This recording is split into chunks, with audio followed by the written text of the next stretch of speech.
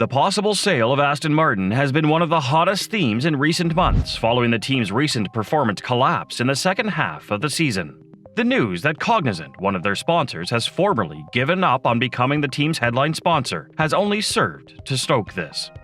It was only natural for everyone to assume that Lawrence was no longer involved with Formula One when the official numbers of some of the teams came to light. Is this a feasible prospect for Lawrence Stroll given the direction the club is now in and the notable decline in performance in the second half of the 2023 season? And if not, what does the team located at Silverstone's future hold? Without a doubt, Aston Martin has been one of the grid's most pleasant shocks, turning around their fortunes from 2022 to 2023 and rising to the top of the competition, particularly in the first 8 races of the 2023 season, when Alonso finished on the podium 6 times. For the balance of the 2023 season, the squad had a lot to look forward to, but 2 factors that they were unable to foresee significantly hurt their chances. These included Stroll's performance in a very competitive challenger and the improvement's nature, which caused them to lose a significant amount of performance in comparison to Mercedes, McLaren, and Ferrari. Aston Martin went from being a team that battled it out for podiums all the time to becoming the 5th quickest team on the grid very rapidly. The fact that Stroll's performance was staying the same suggests that perhaps he has lost interest in making additional investments in the sport. His main motivation was to provide his son with access to a strong championship-winning environment in the future. That was indicated by the opening of new factories in Silverstone, the stealing of Red Bull employees, and the new engine agreement with Honda. However, given Honda's erratic connection with Red Bull, Aston Martin was unable to truly depend on this element as the secret to their future success.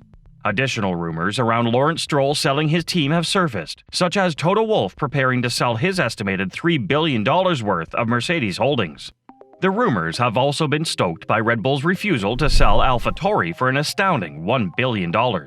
Because of everything, F1 analysts are wondering if Lawrence Stroll has the chance to sell Aston Martin. In addition to Stroll's poor performance, his mother, Lawrence's ex-wife, has been more influential since the horrific accident he experienced in Singapore. She has been aggressively opposing the young Canadian's Formula One career, trying to get him to pursue a less hazardous hobby than racing cars at 350 kilometers per hour. Up until Lawrence Stroll's most recent remark, all of these rumors were false. However, we'll address that later in the film. First, we would want to discuss a direct offer made to the Canadian billionaire, which he first turned down but may now be considering afresh in light of Cognizant's withdrawal from Aston Martin's title sponsor moniker. Indeed, this is not really significant because, if anything, the bond between these two parties has only been stronger in the technological and artificial intelligence ages. There is nothing more to this narrative. The fact is that Cognizant just didn't want to be associated with the team. But given the apparent downward trend in the value of F1 teams, which peaked in 2022, it's possible that Cognizant saw the downturn in the F1 market. If we discuss money from this point on, things can only get worse. We are not suggesting that Lawrence Stroll will sell Aston Martin. Rather, we are pointing out a few clear-cut elements that Lawrence, first and foremost, is a businessman and will undoubtedly take into account as we approach the upcoming season. Even if his team's performance is improving, there are still a number of problems that need to be resolved. For example, Fernando Alonso has threatened to retire if the calendar keeps getting longer, and his son's troubling form. Despite Lance's occasional performances akin to those of an F3 driver, we cannot deny their love for one another as seen by all the opportunities he received. You have to ask yourself whether enough is enough at some point. Although the fact that Aramco is now Aston Martin's only title sponsor is not very significant, it is important to remember that Aramco is the only party that has put forth a formal bid of $800 million to purchase Aston Martin. Lawrence's denial may indicate that he recognizes the value and quality of his squad rather than the fact that he didn't want to sell. Why would you accept a $200 million lower offer for a team that is most likely to stay in the midfield, and even better compete for podiums in the next few years if Red Bull is refusing to sell a back-market team for $1 billion? Although the fans have been amused by the rumors for some time, Aston Martin's CEO Lawrence Stroll has addressed the rumors and effectively provided more details about his future goals. Fortunately for those fans who, ironically, must thank Lance for Alonso's present success with Aston Martin, it was partly thanks to his influence that the Canadian millionaire decided to stay in the sport in the first place. Lawrence is not considering selling the team for all the obvious reasons. To raise the team's valuation, all of the prior investments that have been made and that have been suggested to be an exception are anything but. Lawrence responded to this pretty categorically, saying, You don't spend hundreds of millions of pounds building the greatest new Formula One campus and hiring 400 of the greatest employees if you're about to leave the business. Among Lawrence's best decisions was undoubtedly hiring Red Bull's former chief of aerodynamics, Dan Fallows. However, the knowledge he contributed to the team was somewhat restricted because it was always understood that eventually he would have to demonstrate his own understanding rather than knowledge that had been pilfered from Newey and Ways. First impressions are that given the disastrous outcome of all the enhancements implemented in the second part of the season, he may not have fully understood as much as Aston Martin would have liked. They had to go back to the car's pre-upgrade configuration in order to fight for points after both cars retired in Mexico, and suffered a rough weekend in Austin. Whatever the case, Lawrence is quite optimistic that 2024 will be a very happy and prosperous year for Aston Martin.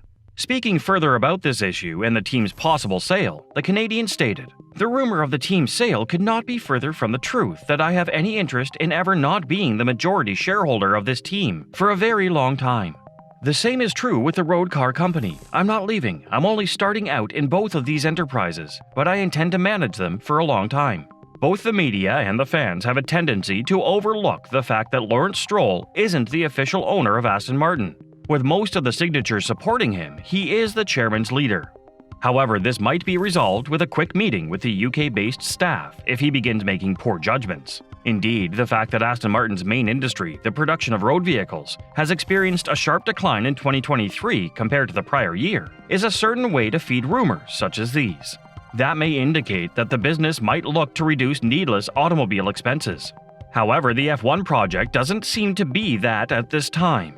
Aston Martin has a ton of development in the works for 2024, so the team anticipates a very productive season.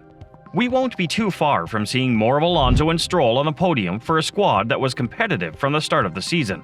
After all, the Silverstone-based team has gained some much-needed points thanks to Stroll's performance in the past 2 races. They even had the chance to compete with McLaren for the 4th position in the most recent race in Abu Dhabi, which they ultimately lost. In any case, Aston Martin's future is far from assured. Additionally, the driver lineup may witness some extremely intriguing alterations when Honda debuts its own engine in 2026. Despite Alonso's declaration that he intended to stay in partnership with the engine manufacturer, which he referred to as the GP2 engine makers, over the previous few years, Honda's policy with Red Bull has been very clear. They do want one of its drivers to compete in the sport. We could see Kodas in the green outfit sooner rather than later because Aston Martin does not have a B team available. The only thing that has brought us enough calm so far is that Lawrence isn't trying to sell the team. All of that has to be seen and addressed. Additionally, Stroll and Alonso's futures are certain for the following year. That's all, guys. Do you think Stroll would sell the Aston Martin? Do let us know your thoughts in the comments and subscribe to our channel for more information.